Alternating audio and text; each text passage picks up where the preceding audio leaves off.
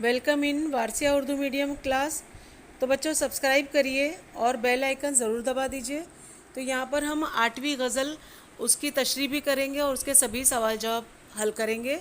इससे पहले मेरे कई मज़ामीन के सवाल जवाब अपलोड हैं मेरे वीडियो पर, मेरे चैनल पर, तो आप उससे इस्तेफ़ादा कर सकते हैं, जिसमें तारीख़, जोग्राफ़िया, सियासियात और उर्दू में नज़म और गज़ल के सभी सवाल जवाब आसानी से आपको मिलेंगे। आप इससे इस्तेफ़ादा कर सकते हैं और मेरे चैनल को ज़रूर प्रमोट करें।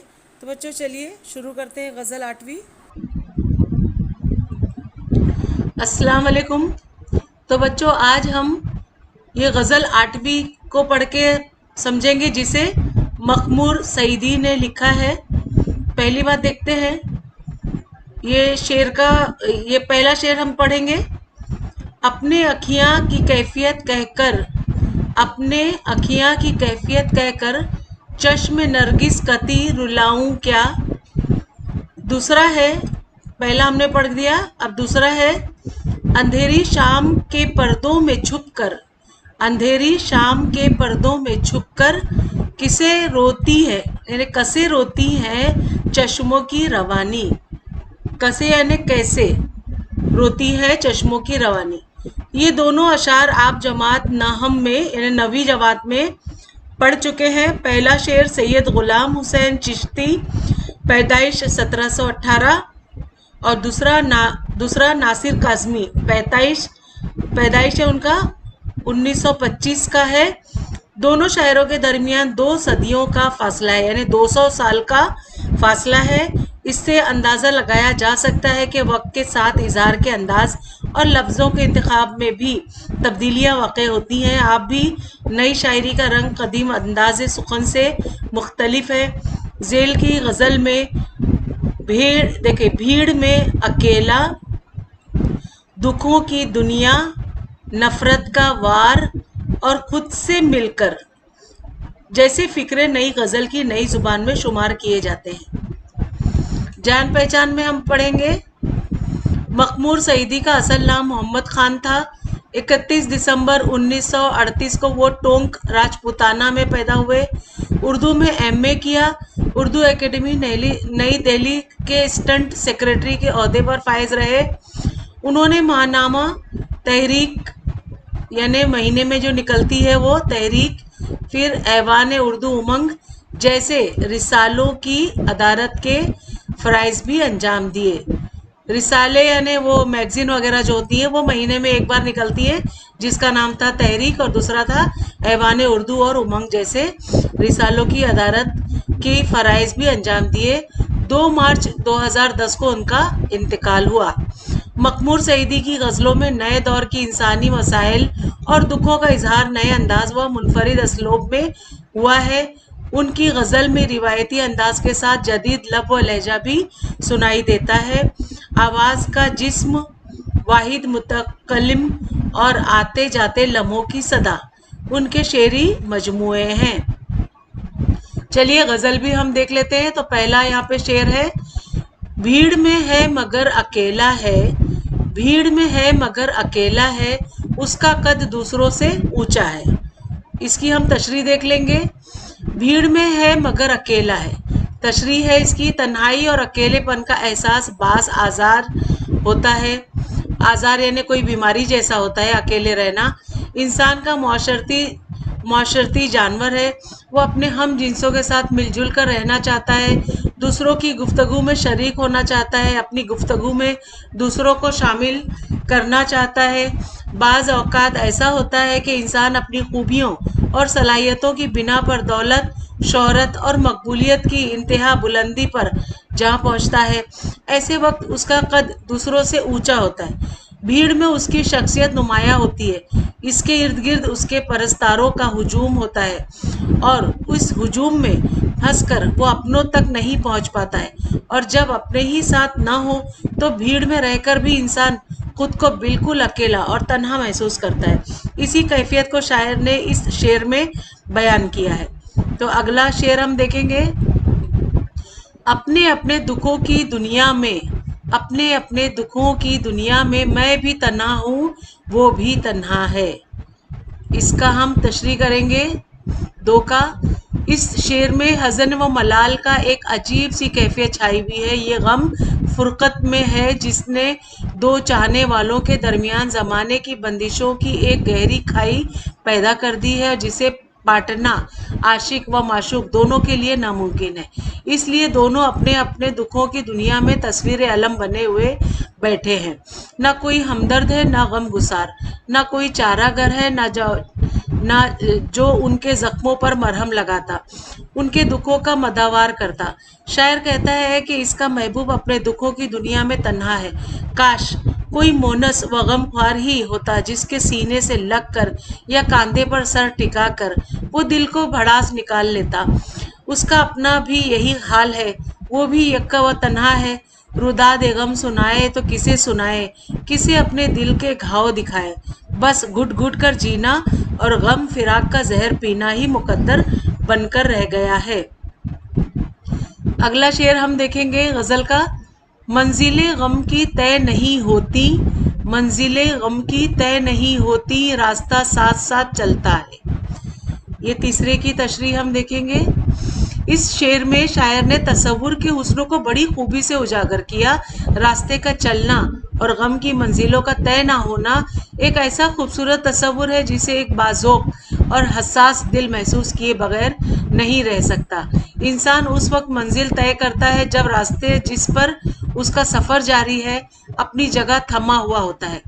اگر راستہ بھی اس کے ساتھ ساتھ چلنے لگے تو معاملہ اپنی جگہ قدم تال کا ہوتا ہے، یعنی راستہ بھی وہیں اور راہی بھی وہیں۔ ایسے میں بھلا غم کی منزلیں کیوں کر طے کر جا سکتی ہیں؟ دراصل شاعر منزل غم کی طوالت کا اظہار کرنا چاہتا ہے کہ راستہ کاٹے نہیں کٹتا ہے اور صدمہ اسے ہلکان کیے دیتا ہے۔ اگلا شعر ہے۔ ساتھ لے لو سپر محبت کی، ساتھ لے لو سپر محبت کی، اس کی نفرت کا وار سہنا ہے۔ سپر کے معنی ہوتی ہیں ڈھال، اور آپ سمجھ رہے ہیں کہ یہ تکلیفوں کی محبت کی ڈھال ہے جو نفرت کے وار کو سہنے کو شاعر اشارہ کر رہا ہے۔ تو ہم یہاں پہ اس کی تشریح میں دیکھیں گے۔ اس شعر میں شاعر نے صنعت تضاد کو بڑی خوبی سے نبھایا ہے۔ محبت اور نفرت یہ دونوں جذبات ہیں، ایک جو دوسرے کی ضد ہے۔ شاعر کہتا ہے کہ نفرتوں کے وار سہنے کے لیے محبت کی ڈھال ضروری ہے، یعنی نفرت کو نفرت سے نہیں ختم کیا جا سکتا۔ نفرت کو ختم کرنے کے لیے محبت، اپنائیت، خلوص، شیریں کلامی، احترام اور اعتبار کی ضرورت ہوتی ہے۔ اگر ہم محبت کی ان ڈھالوں کے ذریعے نفرت کے وار کو سہنے لگے تو دھیرے دھیرے نفرت محبت میں بدل جائے گی اور امن و آشتی کی فضا ہموار ہوگی۔ آزادی کے بعد سے موجودہ حکومت کے دور تک ملک جن حالات کا شکار رہا ہے اور فرقہ پرستوں نے جس فرقہ واریت، تنگ نظری، نفرت اور تعصب کے جذبات کو لوگوں کے دلوں میں پروان چڑھایا ہے، اس کے تناظر میں اس شعر کو دیکھا جائے تو اس کا مفہوم مزید واضح اور روشن دکھائی دے گا۔ تو اگلا شعر ہم پڑھیں گے۔ تجھ سے ٹوٹا جو ایک تعلق تھا، تجھ سے ٹوٹا جو ایک تعلق تھا، اب تو سارے جہاں سے رشتہ ہے۔ اس کی تشریح دیکھیں گے ہم۔ اس شعر میں شاعر نے تعلق اور رشتے کے نازک فرق کو بڑی خوبصورتی سے سمجھایا ہے۔ وہ کہتا ہے کہ محبوب کے ساتھ ہمارا محبت کا رشتہ کبھی قائم ہی نہیں ہوا۔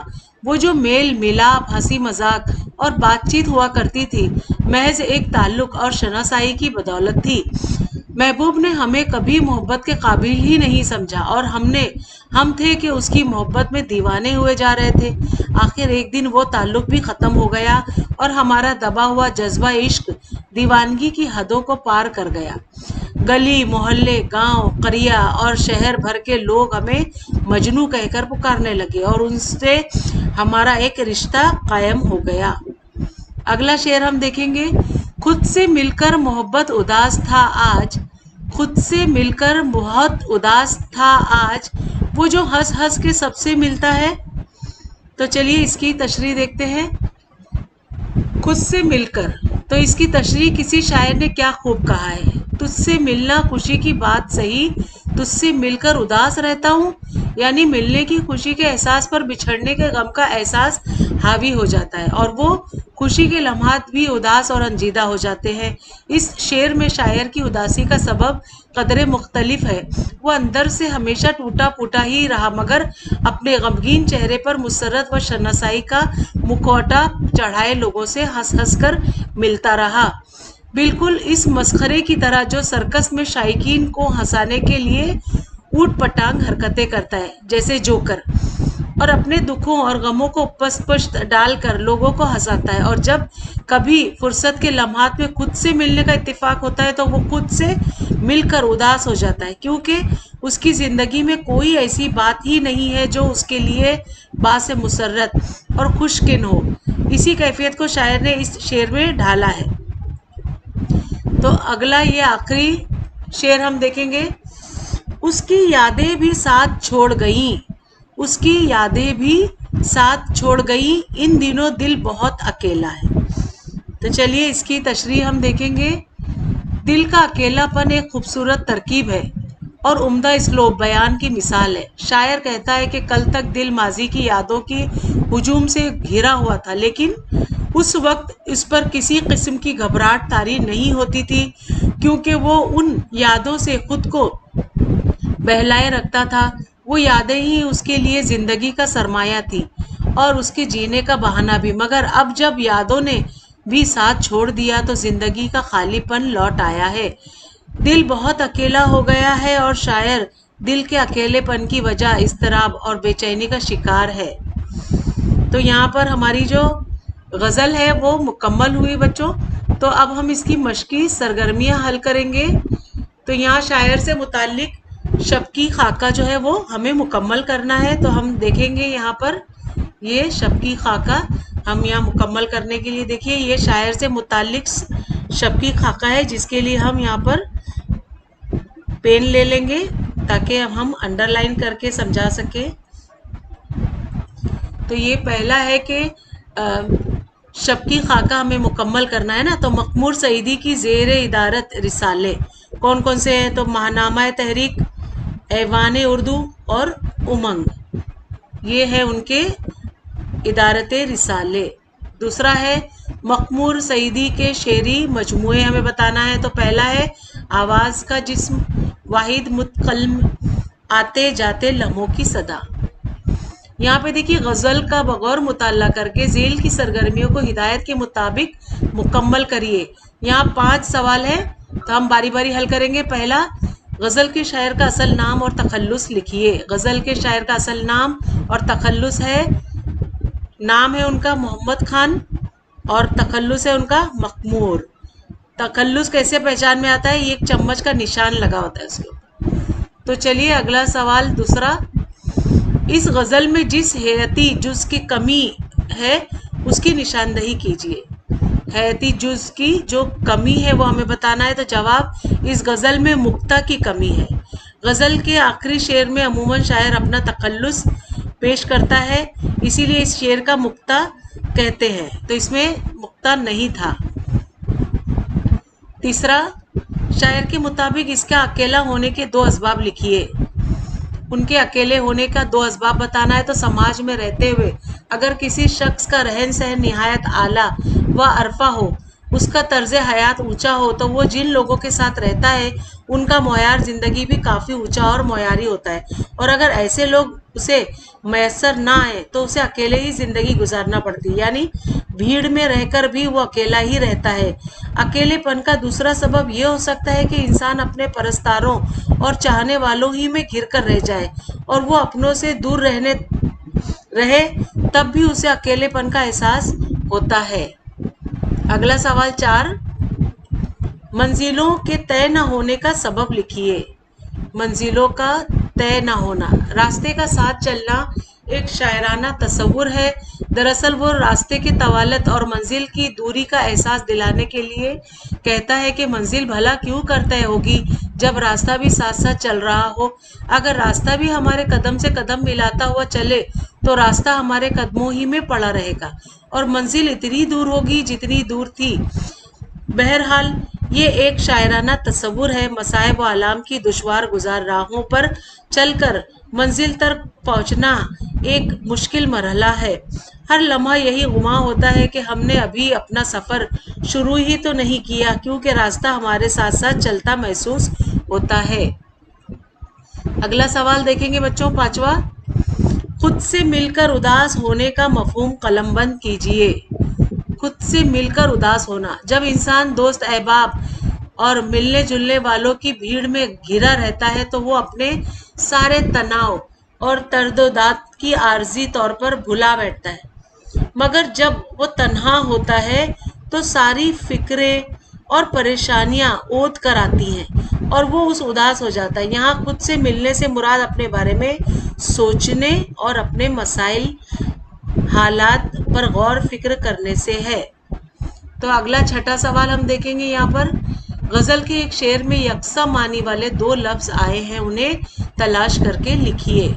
غزل کے ایک شعر میں یکساں معنی والے 2 الفاظ، تو ہم معنی الفاظ میں دیکھیں گے رشتہ اور اس کا ہے پھر دوسرا تعلق۔ 7واں سوال، غزل سے ہم معنی الفاظ تلاش کر کے لکھیے۔ غزل سے ہم معنی الفاظ ہمیں تلاش کرنا ہے، تو پہلا ہے اکیلا، تنہا، رشتہ کا تعلق۔ ہم معنی اکیلا کا کیا ہوتا ہے؟ تنہا، رشتے کا تعلق۔ سوال 8واں، اپنی پسند کے 2 اشعار کے ردیف اور قافیے لکھیے۔ اپنی پسند کے غزل میں ردیف اور قافیے دیکھیے۔ اس غزل کی ردیف ہے۔ اب یہاں پہ قافیہ کیا کیا ہے؟ اونچا، دیکھیے یہاں پہ ہے اونچا، تنہا، چلنا، سہنا، رشتہ، ملتا، اکیلا، اور یہ سب کیا ہے؟ قافیے، اور ہے جو ہے وہ کیا ہے؟ ردیف ہے۔ یہ ردیف ہے اور یہ سب قافیے ہیں۔ اگلا سوال ہے 9واں سوال، غزل سے صنعت تضاد کے اشعار نقل کیجیے اور شعر کے متضاد الفاظ کی نشاندہی کیجیے۔ تو ہمیں غزل کی صنعت تضاد دیکھنا ہے۔ صنعت تضاد کے اشعار نقل کیجیے اور شعر کے متضاد الفاظ کو نشاندہی کیجیے۔ صنعت تضاد کیا ہے؟ ساتھ لے لو صفر محبت کی، ساتھ لے لو صفر محبت کی، اس کی نفرت کا وار سہنا ہے۔ صفر یعنی ڈھال، محبت کی ڈھال سے ہمیں کیا کرنا ہے؟ نفرت کے وار کو سہنا ہے۔ تو یہاں پہ ہمیں صنعت تضاد مل گیا۔ کیا کیا ہے صنعت تضاد؟ محبت اور نفرت، اپوزٹ، یہ دونوں کیا ہے؟ ضد ہے ایک دوسرے کی۔ سوال 10، پسندیدہ شعر کے مفہوم کو اپنے لفظوں میں لکھیے۔ پسندیدہ شعر کو اپنے لفظوں میں لکھنا ہے، تو میرا پسندیدہ شعر ہے، بھیڑ میں ہے مگر اکیلا ہے، اس کا قد دوسروں سے اونچا ہے۔ یہ میرا پسندیدہ شعر ہے، اس کے مفہوم کے اشعار کی تشریح کے تحت ملاحظہ کیجیے۔ اب یہاں پہ دیکھیے شعر کا مطلب بیان کرنا ہے۔ تو پہلا ہے، منزل غم کی طے نہیں ہوتی، راستہ ساتھ ساتھ چلتا ہے۔ اس کا جواب یہاں پہ تصوراتی حسن میں ہم دیکھیں گے، منزل غم کی طے نہیں ہوتی، راستہ ساتھ ساتھ چلتا ہے۔ تو جواب ہے، اشعار کی تشریح کے تحت تصوراتی حسن کی وضاحت ملاحظہ کیجیے۔ دوسرا، اس کی یادیں بھی ساتھ چھوڑ گئیں، ان دنوں دل بہت اکیلا ہے۔ اس کا دیکھتے ہیں ہم، یہ اسلوبی حسن ہے، درج ذیل شعر کے اسلوبی حسن کو ہم واضح کر رہے ہیں۔ اس کی یادیں بھی ساتھ چھوڑ گئیں، ان دنوں دل بہت اکیلا ہے۔ جواب کیا ہے اس کا؟ اشعار کی تشریح کے تحت اسلوبی حسن کی وضاحت دیکھیے۔ اگلا ہے یہاں پر قواعد، درج ذیل جملوں کے سامنے صحیح صنف سخن کا نام لکھیے۔ تو پہلا ہے وہ نظم جو کسی شخص کے انتقال پر کہی جاتی ہے، تو وہ کیا ہوتا ہے؟ وہ شخصی مرثیہ ہوتا ہے۔ اب دوسرا، وہ نظم جس میں مبالغے کے اشعار کثرت سے ہوتے ہیں اور اس میں تشبیہ، استعارے، تلمیح کے ساتھ ساتھ شوکت الفاظ، انداز بیاں کی ندارت اور تخیل کی بلندی لازمی ہوتی ہے، وہ کیا ہوتا ہے؟ قصیدہ۔ اگلا قواعد ہم دیکھیں گے کہ درج ذیل غزل کا بغور مطالعہ کر کے نیچے دی ہوئی سرگرمیاں مکمل کرنا ہے۔ تو یہاں پر الف اور بے کی جوڑیاں لگانا ہے۔ تو الف میں ہم دیکھیں گے بھیڑ میں اکیلے پن کا احساس اور راستہ ساتھ چلنے کا سبب 2 اور نفرت کا وار سہنے کے لیے اور 4 ہے جو ہر کسی کے ساتھ خندہ پیشانی سے ملتا ہے۔ اور با میں کیا کیا ہے؟ محبت کی ڈھال ساتھ لینے کا مشورہ، دوسروں سے نکلتا ہوا قد، منزل تک پہنچنا مشکل، اپنے آپ میں اداس۔ تو یہاں پہ پہلے کا ہم بتائیں گے، دیکھیے بھیڑ میں اکیلے پن کا احساس، تو اسے ہم کس سے ملائیں گے؟ دوسروں سے نکلتا ہوا قد۔ اب دوسرا ہے راستہ ساتھ چلنے کے سبب، تو منزل تک پہنچنا مشکل ہے۔ تیسرا ہے نفرت کا وار سہنے کے لیے، محبت کی ڈھال ساتھ لینے کا مشورہ۔ 4 ہے جو ہر کسی کے ساتھ خندہ پیشانی سے ملتا ہے اسے آپ میں اداس ہے، اپنے آپ میں وہ کیا ہے؟ اداس ہے۔ قواعد میں ہم دیکھیں گے صنعت تجنیس زائد کی تعریف لکھ کر ایک مثال لکھیے۔ صنعت تجنیس زائد، شعر میں ایسے 2 الفاظ استعمال کرنا جن میں ایک حرف کسی کمی بیشی ہوا ہو اور تجنیس زائد یا تجنیس ناقص کہتے ہیں۔ مثلاً چرخ تک ہو گیا ہے پانی جو، ماہ و ماہی ہے ایک جا ہر دو۔ ماہ اور ماہی، اس میں خالی کیا بڑھ گیا ہے؟ چھوٹی ای، ٹھیک ہے، ایک زائد ہو گیا۔ اب اضافی معلومات میں بچوں ہم دیکھیں گے یہاں پہ انٹرنیٹ کی تعریف اور معلومات۔ انٹرنیٹ پیغام رسانی میں دور جدید کی ایک مقبول ترین ایجاد اور ہر قسم کی معلومات کا بیش بہا خزانہ ہے۔ یہ ہمیں تعلیمی، تفریحی، سائنسی، کون سی بتائیے؟ یہاں پر ہمیں دیکھیے تفریحی، تعلیمی، سائنسی اور دوسرے کئی نئے شعبوں سے آگاہ کرتا ہے۔ انٹرنیٹ کی ساخت و بافت پر سب سے پہلے کمپیوٹر سائنس کے پروفیسر لیونارڈ کلائن راک نے مئی 1961 میں ایک مقالہ پیش کیا۔ اس کے بعد کئی سائنسداں اس کے ارتقاء کا ذریعہ بنے۔ انٹرنیٹ 1960 کی دہائی کے آخری حصے میں کیلیفورنیا میں شروع ہوا۔ پہلا انٹرنیٹ میسج 21 اکتوبر 1969 کو صبح 10:30 بجے لیونارڈ ہی کے لیبارٹری سے بھیجا گیا تھا۔ 1990 میں انٹرنیٹ عام آدمی کے دسترس میں آ گیا۔ 1990 میں کیا ہو گیا؟ ہر عام آدمی کے یہ ہاتھ لگا۔ ہندوستان میں اس کا آغاز 1995 میں ہوا۔ سب سے پہلے اس کو NICNET نیٹ اور ERNET ارنیٹ نامی اداروں نے تعلیمی اور تحقیقی اغراض کے لیے استعمال کیا۔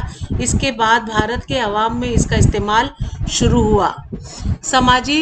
سماج پر انٹرنیٹ کے استعمال کے اثرات مثبت بھی ہوتے ہیں اور منفی بھی۔ اس کے مثبت استعمال سے سب سے پہلے مواصلات کے شعبے میں انقلاب آیا، چنانچہ ای میل کے ذریعے پیغام رسانی آسان اور تیز ہو گئی۔ پہلا ای میل 1971 میں ری ٹاملسن نے بھیجا تھا۔ انٹرنیٹ کا اور ایک فائدہ یہ ہے کہ دور دراز کے مقامات کے لوگوں سے رابطہ آسانی سے ہو جاتا ہے۔ ای کامرس کی وجہ سے اشیاء فیکٹری سے راست صارف تک پہنچائی جا سکتی ہیں، اور یہاں پہ ای بینکنگ اینڈ ای گورننس بھی آج کل بہت عام ہو چکے ہیں۔ انٹرنیٹ کی افادیت سے کسی کو انکار نہیں، لیکن اس کے منفی اثرات سے چشم پوشی بھی نہیں کی جا سکتی۔ اس کا بے مصرف استعمال جیسے چیٹنگ، سرفنگ وغیرہ وقت کی بربادی اور اخلاق کی خرابی کا باعث بنتا ہے۔